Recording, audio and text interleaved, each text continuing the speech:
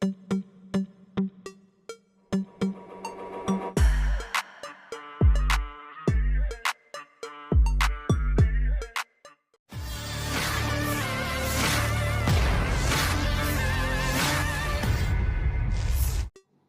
belum juga berakhir di Ukraina hingga jelang akhir April ini.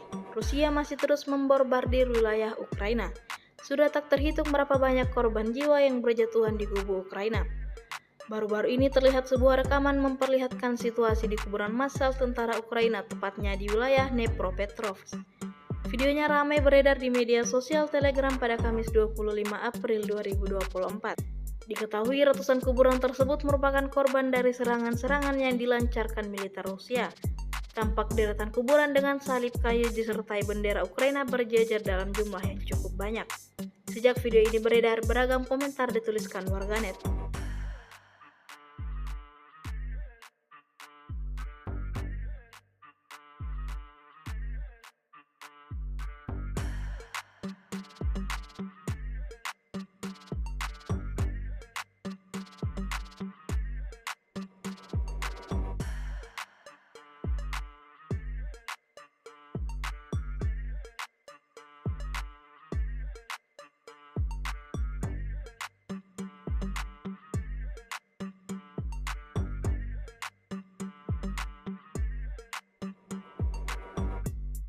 Download Tribun X sekarang, menghadirkan lokal menjadi Indonesia.